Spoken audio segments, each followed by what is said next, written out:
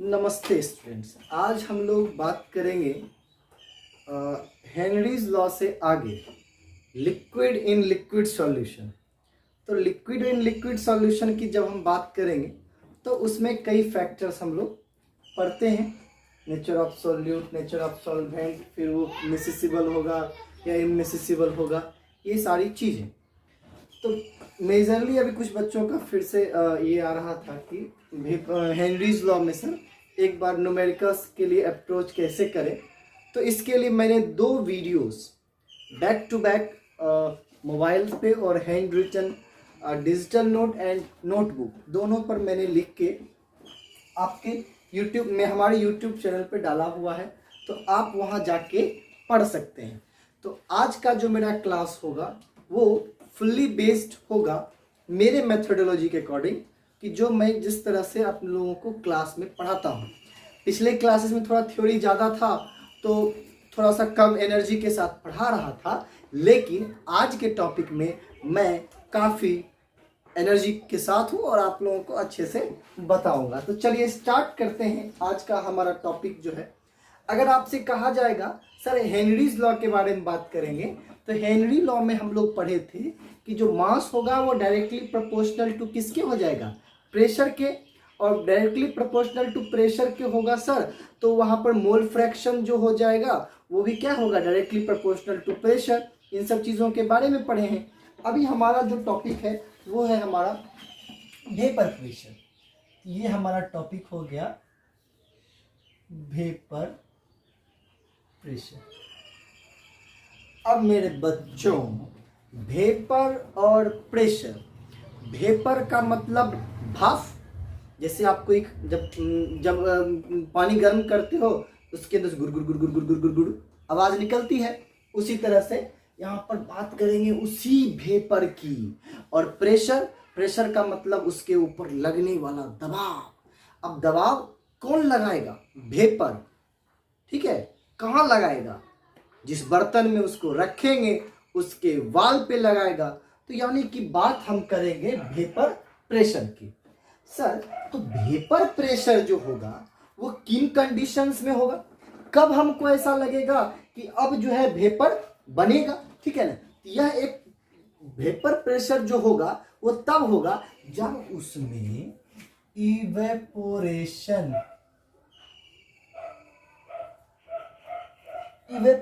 की क्रिया होगी। आप हमारे साथ बने रहिए। आज जो मैं पढ़ाऊंगा, आज मैं इसी तरह से पढ़ाऊंगा, आपको समझना होगा। थ्योरी के लिए आप बुक अच्छे से पढ़िए और यहाँ से आपको मैं समझा के जाऊंगा, ये आपकी गारंटी है। तो यहाँ पे वेपर प्रेशर हो जाएगा और ये क्या हो जाएगा, इवेपोरेशन। अब इवेपोरेशन कैसे होता है, आप लोग सब जानते हैं। इवेपोरेशन प्रोसेस में क्या है कि देखो बाबू, एक हमने क्या किया, एक कंटेनर यहाँ पे ले लिया, बर्तन। कंटेनर मतलब क्या हो गया, बर्तन। अब इस बर्तन के अंदर हमने क्या किया है, कुछ लिक्विड डाल दिया। इस बर्तन के अंदर क्या कर दिया है, लिक्विड डाल दिया। यहाँ पर देख रहे हो आप लिक्विड को। तो इस बर्तन के अंदर हमने क्या किया है, कुछ लिक्विड को डाल दिया। अब ये लिक्विड यहाँ पर ये इसका क्या हो जाएगा, लिक्विड का सरफेस। यानी कि ये पूरा का पूरा जो एरिया है वो क्या हो जाएगा, इसका सरफेस हो जाएगा। यानी कि ऊपर में अगर गैस बनेगा तो नीचे में लिक्विड है, तो गैस और लिक्विड के बीच का एक क्या हो जाएगा, एक सरफेस होगा। यहाँ से हम लोग बात कर लेते हैं, ये इसका जो क्या हो जाएगा, सरफेस होगा।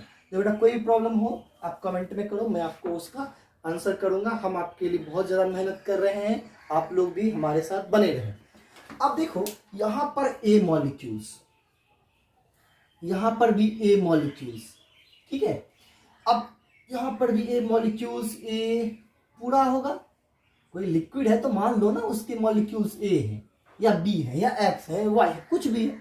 तो यहाँ पर अगर हम बात करते हैं तो यहाँ पर ये ए है, तो ए को क्या करेगा यहाँ पर, तो इसके बीच में एक इंटरमॉलिक्यूलर अट्रैक्शन फोर्स लगेगा, ठीक है। तो मॉलिक्यूल्स एक दूसरे के ऊपर एक इंटरमॉलिक्यूलर अट्रैक्शन फोर्स लगा चारों डायरेक्शन से, इधर से भी खींच रहा है, इधर से भी खींच रहा है, ऊपर से भी नीचे से भी। यानी कि क्या हो रहा है, इंटरमॉलिक्यूलर अट्रैक्शन फोर्स यहाँ पर हाई हो रहा है। तो अगर इंटरमॉलिक्यूलर अट्रैक्शन फोर्स हाई होगा, तुमको चारों बगल से लोग पकड़ लेगा, तो तुम क्या आसानी से जा पाओगे, नहीं। इसका मतलब इंटरमॉलिक्यूलर फोर्स हाई हो गया तो उसका इवोपरेशन रेट क्या हो जाएगा, कम हो जाएगा। यानी कि देखो दो मॉलिक्यूल है, एक सरफेस मॉलिक्यूल है, ठीक है, ये जो मॉलिक्यूल है ये सरफेस मॉलिक्यूल है, यानी कि जो मॉलिक्यूल उसके सरफेस पर है उसको हम लोग क्या कहते हैं, सरफेस मॉलिक्यूल कहते हैं। अब दूसरा अगर बात करें यहाँ सरफेस, ये इसको सरफेस मॉलिक्यूल कहते हैं, ठीक है, सरफेस पे है। और इसको हम लोग कहते हैं, ये बीच अंदर वाला जो है इसको कहते हैं बल्क मॉलिक्यूल। ये आपका क्या हो जाएगा, बल्क। अब देखो इसमें फोर्स ऑफ अट्रैक्शन ज्यादा है, तो इस बल्क मॉलिक्यूल में क्या हो जाएगा, high intermolecular force of, high intermolecular force of attraction. अब इसका high intermolecular force of attraction होगा, तो इसमें और इसमें अगर कंपेयर करेंगे, तो जैसे ही इसमें हम एनर्जी देना स्टार्ट किए, एनर्जी देना स्टार्ट करेंगे तो सबसे ज्यादा ये इसमें देंगे, तो ये तो मॉलिक्यूल से बंधा हुआ है, और ये वाला जो है इसमें लगभग सिर्फ कह सकते हैं ना कि सर यहाँ पर ना एक ही डायरेक्शन से ना खिंचाव लग रहा है, इंटरमॉलिक्यूलर फोर्स लग रहा है, ठीक है, ऊपर से तो नहीं लग रहा, इधर से तो नहीं लग रहा, इधर से तो नहीं लग रहा। इसका मतलब उसके ऊपर, यानी कि ये ऊपर सरफेस मॉलिक्यूल के ऊपर जो पकड़ है, इंटरमॉलिक्यूलर अट्रैक्शन फोर्स है, वो क्या है, कमजोर है। अब सपोज करो अगर आपको खूब सारा एनर्जी दे दिया, खूब सारा पावर दे दिया जाए, और खूब सारा पावर दे दिया और आपको कहने वाला कोई नहीं होगा, तो आप क्या करोगे, उछल कूद पूरे सिस्टम में करोगे, यानी कि पूरे घर में उछल कूद करोगे। इसका मतलब यहाँ पर ये भी क्या करेगा, जंप करेगा, और जंप करेगा जब एनर्जी मिलेगा तो वो हाई एनर्जी हो जाएगा, तो ड्यू टू हाई एनर्जी का ये क्या करेगा, इवोपरेट करेगा। तो ये सब क्या बन जाएगा, यहाँ पे देखिएगा, ये सारा का सारा यहाँ पर वेपर में चेंज हो जाएगा।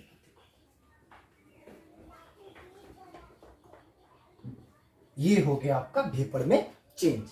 अब देखो बच्चों, वेपर में अगर ये चेंज हो जाएगा तो इसका मतलब क्या हो जाएगा, सर ए वाला जो है वो उसकी वहां की, इसका मतलब क्या हो जाएगा कि ए मॉलिक्यूल्स के मॉलिक्यूल इवोपरेट क्यों किया, क्योंकि ड्यू टू हाई एनर्जी।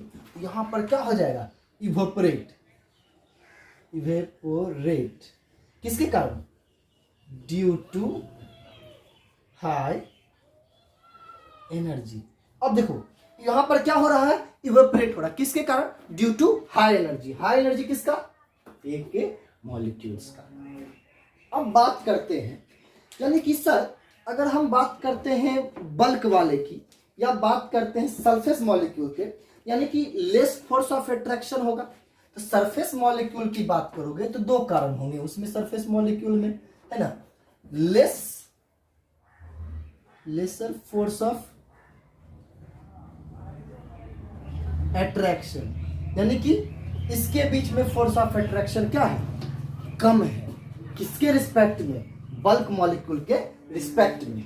और दूसरा क्या हो जाएगा, more kinetic energy than other molecules, यानी कि दूसरा क्या हो जाएगा, more kinetic energy than other molecules. More kinetic energy का मतलब क्या हो जाएगा, अगर आपको काइनेटिक एनर्जी दे दिया जाए तो क्या करिएगा आप, कि आप भागिएगा, तो काइनेटिक एनर्जी यानी कि वो क्या कर रहा है, मॉलिक्यूल्स मूव कर रहा है, तो मोर काइनेटिक एनर्जी, इसका मतलब क्या ज्यादा हो गया। अब जब काइनेटिक एनर्जी ज्यादा हो गया, तो अगर ये जो सिस्टम होता है यह किसके लिए है, ओपन कंटेनर के लिए। ये क्या है आपका, जहां पे मैं लिख रहा हूं, ये आपका हो जाएगा ओपन कंटेनर। ये क्या हो जाएगा, ओपन कंटेनर। अब ओपन कंटेनर में क्या होता है सर, ओपन कंटेनर में जो ओपन कंटेनर हो जाएगा तो वो लिक्विड का वेट जो होगा वो क्या होगा, धीरे धीरे डिक्रीज करेगा। इवोपरेशन से क्या हो जाएगा, जब इवोपरेशन होगा, इवोपरेशन का प्रोसेस हो जाएगा, तो वेट ऑफ लिक्विड डिक्रीजेस। समझने की कोशिश करना बाबू, वेट ऑफ लिक्विड क्या हो जाएगा, डिक्रीज करेगा। अरे हम पानी गर्म किए, पानी गर्म किए, भाप बन गया, भाप सब उड़ गया, है ना, उड़ गया तो उसमें बचा क्या, पानी। अब जो धीरे धीरे उड़ रहा है, इससे क्या हो जाएगा, उसका जो मास होगा वो क्या हो जाएगा, धीरे धीरे उसका कम हो जाएगा। आप इस बात को अच्छी तरीके से समझ लीजिए कि अगर ओपन कंटेनर होगा तो लिक्विड का वेट जो होगा वो क्या हो जाएगा, कम हो जाएगा। क्यों? Because due to vapour formation. क्या होता है वहां पर? Vapour formation. और वेपर बनता है तो बिकॉज यानी कि due to escape of vapour, ऐसे हम लोग कह सकते हैं, एस्केप ऑफ वेपर। तो वेपर के एस्केप कर जाने के कारण क्या होता है, कंटेनर के अंदर की एनर्जी जो होती है वो क्या हो जाती है, निकल के बाहर हो जाती है, यानी कि पूरा का पूरा यहाँ पर पानी धुआं हो जाता है। अब ये यहाँ पर किसके लिए हो गया, ओपन कंटेनर के लिए। अब हम लोग बात करेंगे क्लोज्ड कंटेनर, किसके लिए, क्लोज्ड कंटेनर। अब क्लोज यानी कि बंद बर्तन। बंद बर्तन में बात करते हैं, जैसे आप लोग घर में यूज करते होंगे बंद बर्तन में, सबसे अच्छा एग्जांपल प्रेशर के लिए, प्रेशर कुकर, हाँ, जिसमें दाल खिचड़ी वगैरह बनाते हो। तो प्रेशर कुकर में क्या होता है कि जब हम उसमें लिक्विड डालते हैं, तो लिक्विड या कोई भी सब मटेरियल डालते हैं, उसके बाद उसको गर्म करते हैं, तो उसके अंदर से क्या बनते हैं, वेपर्स बनते हैं। और वेपर बनते हैं तो वो कहाँ जाके जमा हो जाता है, वो बाहर निकल जाता है क्या? नहीं, वो पहले क्या होता है कि उस कंटेनर के अंदर ही रहता है। यानी कि जो लिक्विड को एनर्जी दिए वो वेपर में चेंज हुआ, लेकिन वेपर में चेंज होने के बाद भी वो बाहर नहीं गया। तो यहाँ पर हम लोग बात करेंगे क्लोज्ड कंटेनर की। तो एक डायग्राम छोटा सा आप देख लीजिए क्लोज्ड कंटेनर के लिए, ठीक है। तो यहाँ पर मैंने क्या किया है, एक क्लोज्ड कंटेनर बना लिया है। आप लोग थोड़ा सा ध्यान देंगे इसको पूरे सिस्टम को समझने के लिए। टॉपिक आपके लिए अच्छा है, क्योंकि अभी यहाँ पर जो मैं वेपर प्रेशर और इसके बाद सब्सटेंस वोलेटाइल पढ़ाऊंगा, तो वहां से बच्चे आपको काफी मदद मिलेगी आगे की चीजों को पढ़ने के लिए, ठीक है। तो आप लोग कंटिन्यू यहाँ पे हमारे साथ बने हुए रहिए।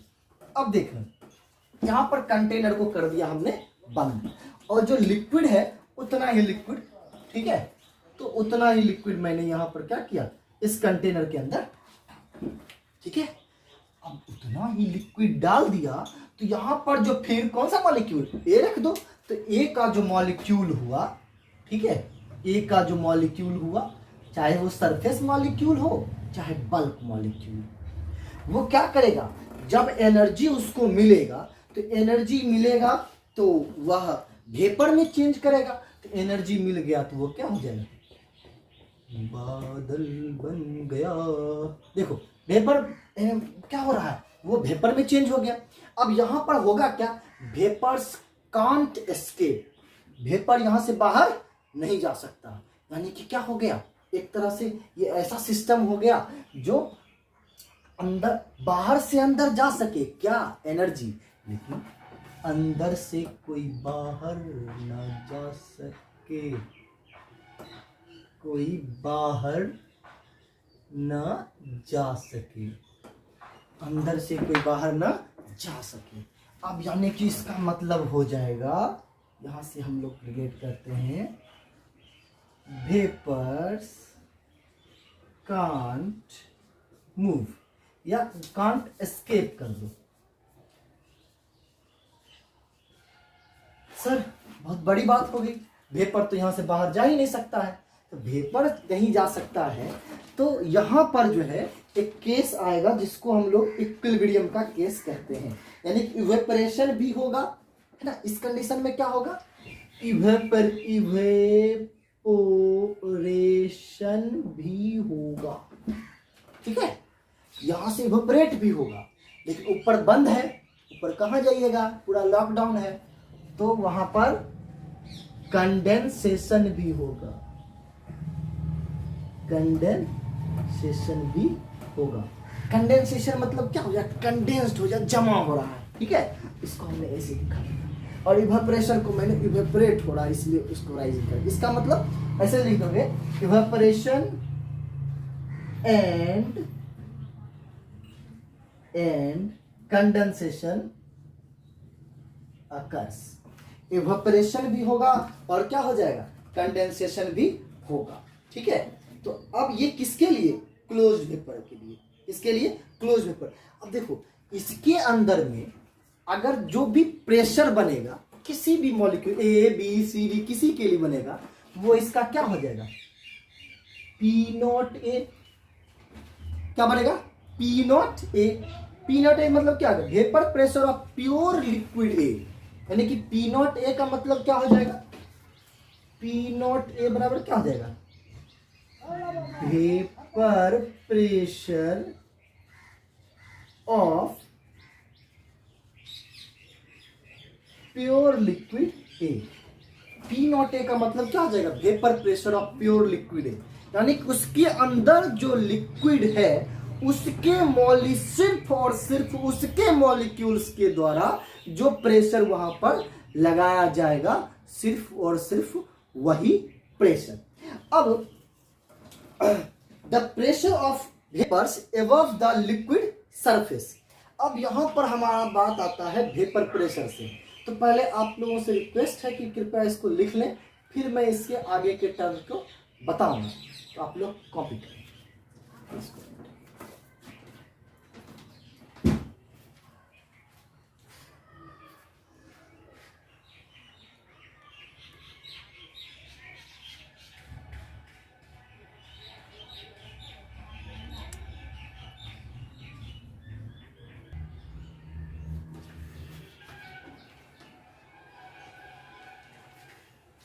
हाँ, तो मैं इसे मिटा दे रहा हूँ। एक और लाइन मुझे याद आया, इक्विलिब्रियम तभी अचीव होता है जब वेसल जो होगा वो क्या होगा, क्लोज होगा।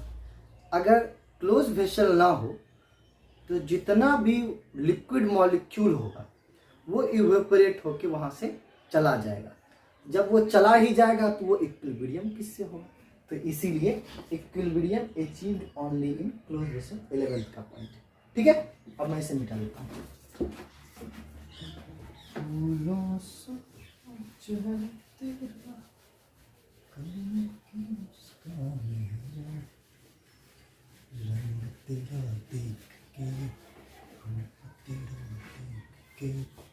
कुदरत भी है रात में, रंग तेरा देख के,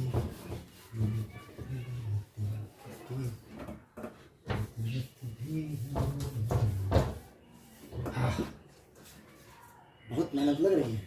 चलो कोई आप लोगों की ये भी। अब बात आती है कि सर वेपर प्रेशर क्या होता है। ठीक है, तो हम लोग डेफिनेशन कर लेंगे। वेपर प्रेशर, अब सुन रहे होंगे संगीत, ठीक है। तो कहता है the pressure of vapours exerted on the surface of liquid, यानी कि the pressure of vapor, the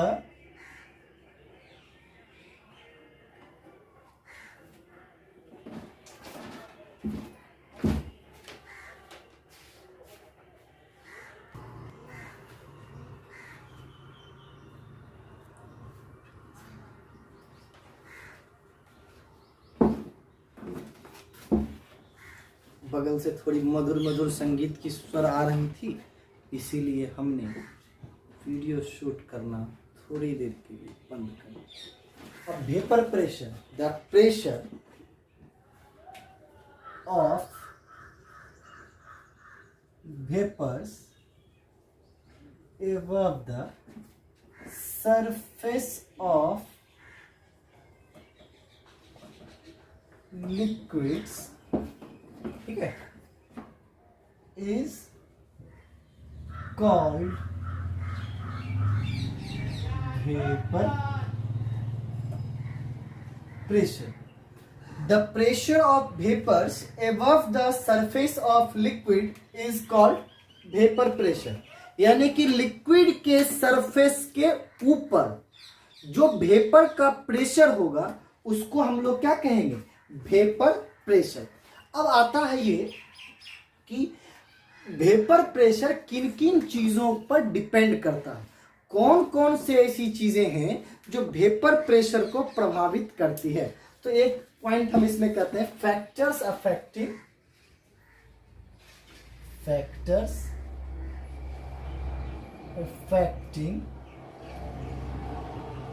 vapour pressure, कौन कौन से फैक्टर्स जो होंगे वो वेपर प्रेशर को अफेक्ट करते हैं ऑन सरफेस ऑफ लिक्विड। तो पहला मेरा आता है ना। अब देखो यहाँ पर होता है क्या, बच्चों में एक मिसकॉन्सेप्ट ये होता है कि साइज, बर्तन का साइज, अगर मान लो बहुत बड़ा बर्तन ले लिए और 10 केजी उसमें 10 लीटर पानी डाल दिए उसमें, ठीक है। अब तो उसको अगर आप गर्म करोगे तो उससे भी इवेपोरेशन होगा, और उससे छोटा बर्तन ले आओ उसमें भी करोगे तो उसमें भी लगेगा।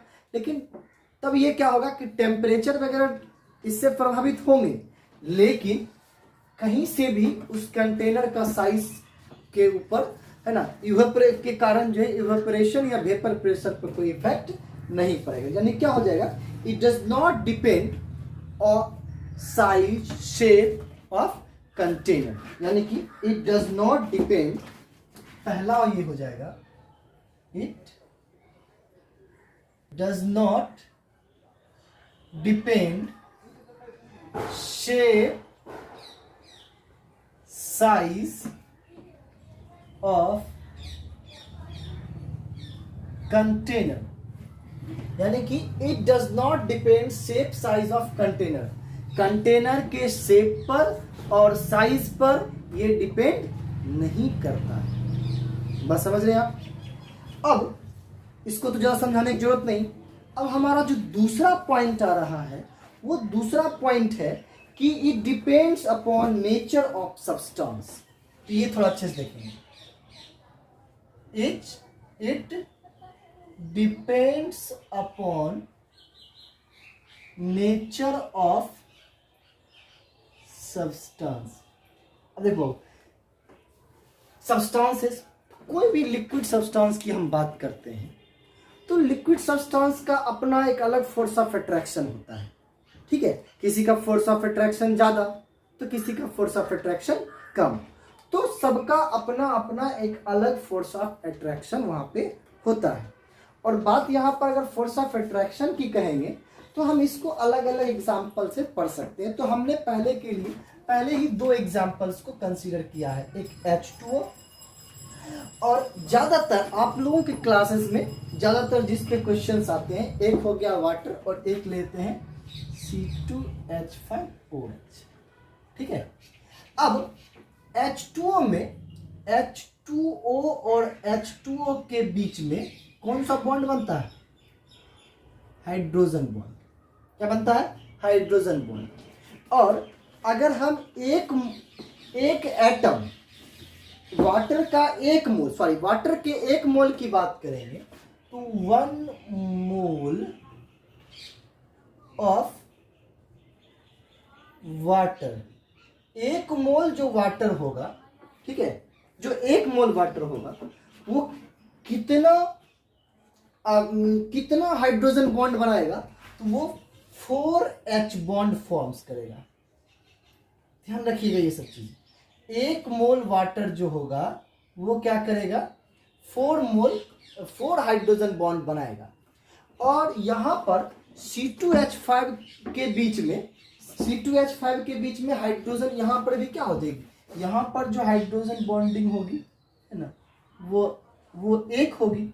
तो कहने का मतलब सर बॉन्डिंग ज्यादा किधर है, तो ज्यादा है वाटर के तरफ, ज्यादा होगा इसका मतलब मोर फोर्स ऑफ अट्रैक्शन वहां होगा, यानी कि हाइड्रोजन बॉन्डिंग ज्यादा है तो वहां पर फोर्स ऑफ अट्रैक्शन भी क्या होगा, ज्यादा होगा। इसको ऐसे कह सकते हैं, यहां पर एक लाइन इसमें लिख सकते हैं कि मोर फोर्स ऑफ अट्रैक्शन, इसका फोर्स ऑफ अट्रैक्शन ज्यादा होगा। तो यह जो होगा अट्रैक्शन ज्यादा है तो यह थोड़ा देर से वेपर में चेंज हो जाएगा, और दूसरा जो होगा वो क्या हो जाएगा, आराम से हो जाएगा। इसका मतलब ये हो गया कि यहाँ पर जो vapour pressure of C2H5OH is greater than vapour pressure of H2O। यहाँ पर क्या हो जाएगा, vapour pressure of H2O is less than vapor pressure of ethanol यानी कि C2H5OH। ध्यान रखिएगा, फोर्स ऑफ अट्रैक्शन मॉलिक्यूल्स का ज्यादा, vapour pressure come. Force of attraction ज्यादा, वेपर प्रेशर कम। ठीक है, ध्यान रखिए। अब दूसरा एक और एग्जांपल लेते हैं। पहले आप लोग इसको उतार लीजिए। ठीक है, इसको उतार ली तो हमारी जिंदगी से जंग जीत लेंगे हम।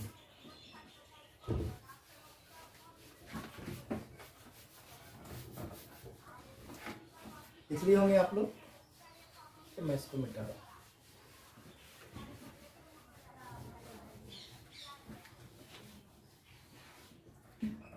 हाँ, अब हम लोग बात करते हैं मेरे नेक्स्ट पॉइंट की। वो है, आप लोग इसको तो अच्छे से जानते होंगे, C2H5OH। C2H5OH इसे कहा गया है इथेनॉल। इसका नाम भी लिखते जाओ, इसका नाम हो जाएगा इथेनॉल। अब CH2OH, CH2OH ये ऑर्गेनिक केमिस्ट्री की चीजें हैं, एल्कोहल में मैं आपको पढ़ाऊंगा। इसका नाम है ग्लाइकॉल। क्या नाम है इसका? ग्लाइकॉल। इसका नाम हो जाएगा ग्लाइकॉल। और तीसरा पॉइंट जो हमारे बीच में आ रहा है वो है एक और CH2OH, CH2OH और CH2OH। इसका क्या नाम हो जाएगा? इसका नाम हो जाएगा ग्लिसरॉल। क्या हो जाएगा? ग्लिसरॉल। ठीक है, अब इथेनॉल, ग्लाइकॉल और एक क्या हो जाएगा? ग्लिसरॉल। अब हम चेक करते हैं कि इन तीनों में किसके मॉलिक्यूल्स के बीच में फोर्स ऑफ अट्रैक्शन क्या है? ज्यादा है। तो यहां पर हम बात करेंगे, तो यहां पर तीन जगह hydrogen bonding OH OH OH के साथ है।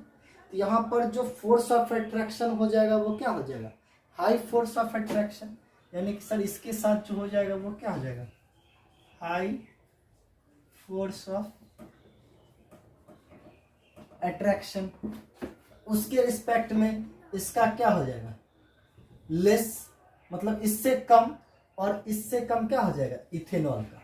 तो सर जब इथेनॉल, ग्लाइकॉल और ग्लिसरॉल में तीनों में फोर्स ऑफ अट्रैक्शन मॉलिक्यूल्स का ज्यादा किसका? इसका। और कम किसका? इसका। तो यानी कि लेस है, यानी कि लीस्ट, इसको कह सकते हैं इस तीनों में least H bond strength. Hydrogen bond का स्ट्रेंथ, यानी कि स्ट्रेंथ की बात करें तो हाइड्रोजन बॉन्ड यहाँ पर क्या है? लीस्ट है। इससे मोर क्या हो जाएगा? इसमें। और इससे ज्यादा क्या हो जाएगा? इसमें। तो जिसमें force of attraction high, vapour pressure उसका क्या हो जाएगा? कम। तो सबसे ज्यादा वेपर प्रेशर, तो वेपर प्रेशर ऑफ C2H5OH सबसे ज्यादा। उसके बाद क्या है? Vapour pressure of CH2OH। सीधे आप लिख सकते हैं ग्लाइकॉल और ग्लिसरॉल। और वेपर प्रेशर ऑफ CH2OH।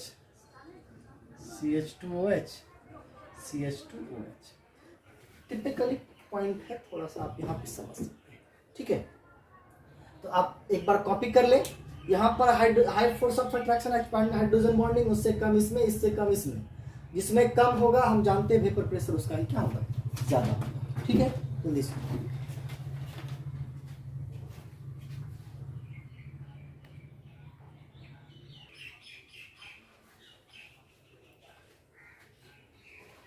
चलिए अब आगे बढ़ते हैं। सब्सटेंस, यहाँ पर जो सब्सटेंस पढ़ेंगे, यानी कि थर्ड पॉइंट जो हमारा हो, मैं थर्ड पॉइंट सेकेंड ही रखते हैं। अब दूसरा ये आता है हमारा नेचर ऑफ सब्सटेंस में।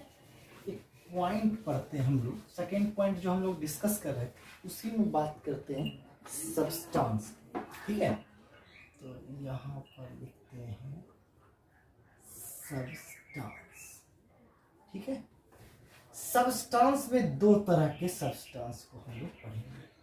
बस इतना ही करके हम लोग आगे बढ़ेंगे। ठीक है, सब्सटेंस पर एक मिनट देख लेता हूँ ये कि रिकॉर्डिंग ऑन है या नहीं। हाँ ठीक है। सब्सटेंस, सब्सटेंस में एक सब्सटेंस आता है वोलाटाइल सब्सटेंस। वोलाटाइल मतलब उड़ी उड़ी जाए, उड़ी उड़ी जाए। दूसरा नन वोलाटाइल। एक सब्सटेंस हो गया वोलाटाइल, एक हो गया नन वोलाटाइल। वोलाटाइल सब्सटेंस का क्या नेचर होगा? जो वोलाटाइल सब्सटेंस होगा वो क्या हो जाएगा? इजीली एस्केप करेगा, यानी कि एनर्जी पाकर वो वेपर में चेंज हो जाएगा, इवोपरेट हो जाएगा। और नन वोलाटाइल जो होगा वैसा सब्सटेंस होगा जो इवोपरेट किसी भी कंडीशन में यहाँ पे नहीं होगा। यानी कि यह जो नन वोलाटाइल होता है वो ज़्यादा करके आपका क्या हो जाएगा? सॉलिड्स हो। और सॉलिड्स हो जाएगा तो P0 इक्वल्स टू क्या हो जाएगा? 0। इवोपरेशन होगा ही नहीं, यानी कि P0 ऑफ लिक्विड वो क्या हो जाएगा? 0। और इस टॉपिक में नन वोलाटाइल में हम लोग ज़्यादा पढ़ेंगे किसके बारे में? यूरिया, ग्लूकोज और किसके बारे में पढ़ेंगे? सुक्रोज के बारे में। किसके बारे में? यूरिया, ग्लूकोज और सुक्रोज के बारे में। तो कम से कम नन वोलाटाइल में तीनों का नाम आप याद रखिएगा। अब इसका फॉर्मूला आपको पता होगा, यूरिया का NH2CONH2, ग्लूकोज का C6H12O6 और सुक्रोज का C12H24O11। तो ये हो गया इसका फॉर्मूला। अब इसमें क्या हो जाएगा कि सर इसमें कोई टेंडेंसी नहीं होगा इवेपोरेट करने का। इसमें क्या हो जाएगा? No tendency to evaporate. यहाँ पर इसके इवेपोरेट होने का कोई भी टेंडेंसी नहीं है। और एक और पॉइंट आते हैं यहाँ पर जिसमें हम लोग बात करें किसके? वोलाटाइल की। वोलाटाइल की जब हम लोग बात करेंगे तो वोलाटाइल में क्या होगा सर? वहां पर P0 इक्वल्स टू 0, यहाँ पर P0 नॉट इक्वल्स टू 0, यानी कि P0 प्योर प्रेशर उस लिक्विड का जो भी होगा वह 0 के बराबर नहीं होगा। और ऐसा करने वाले मॉलिक्यूल्स कौन कौन होंगे? ऐसा करने वाले मॉलिक्यूल्स में H2O की हम लोग बात करें, ये ज्यादातर करके आपको लिक्विड्स की बात हम लोग करेंगे। तो ये हो जाएगा H2O, इसमें हो जाएगा मेथेनॉल, इसमें हो जाएगा एथेनॉल, इसमें हो जाएगा बेंजीन, इसमें हो जाएगा टॉल्विन। आप 12 के अंदर ज्यादातर इसी तरह से मिलता जुलता सब्सटेंस पढ़ेंगे। कहा जाएगा नन वोलाटाइल है, उसमें डिसॉल्व कराया गया, वोलाटाइल है, नन वोलाटाइल को नन वोलाटाइल में, वोलाटाइल को वोलाटाइल में, इस सब तरीके से पढ़ेंगे। नन वोलाटाइल को नन वोलाटाइल नहीं मिलाएंगे, नन वोलाटाइल को वोलाटाइल मिलाएंगे, वोलाटाइल को नन वोलाटाइल मिलाएंगे।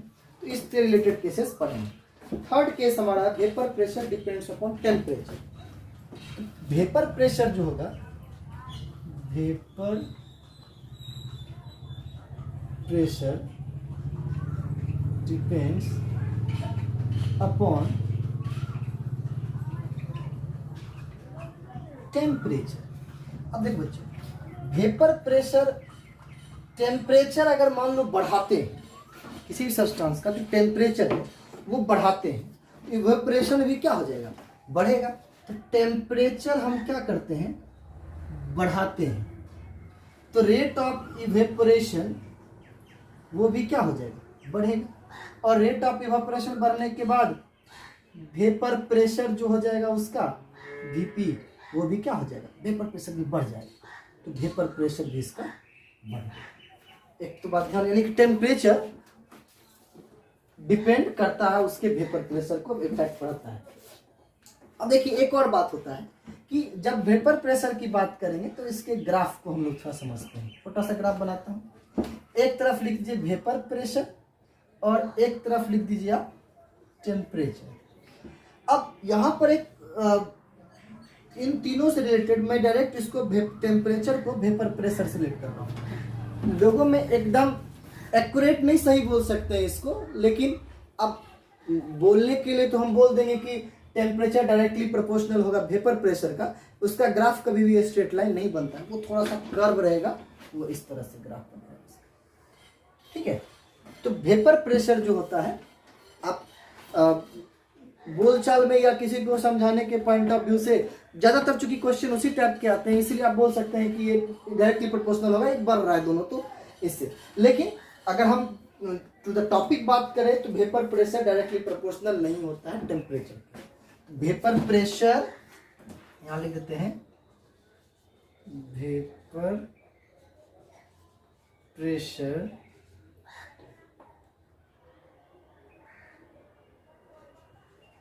टेम्परेचर के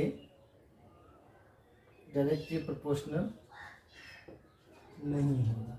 अरे यार ध्यान में रखो, कोई दिक्कत नहीं, लिखने का है लिख भी सकते। अब देखिए वेपर प्रेशर ऑफ सॉल्यूशन, तो आप यहाँ तक आप कॉपी करिए, मैं आगे और चीजें बताऊंगा, तब तक के लिए आप यहाँ तक लिखें, इससे रिलेटेड टॉपिक्स को बुक में खोजें, वहां से पढ़ें। ठीक है, मैं अगली वीडियो लेके जल्द आप लोगों के बीच आऊंगा, तब तक के लिए खुश रहो, मुस्कुराते रहो और लॉकडाउन के खुलने का इंतजार करो।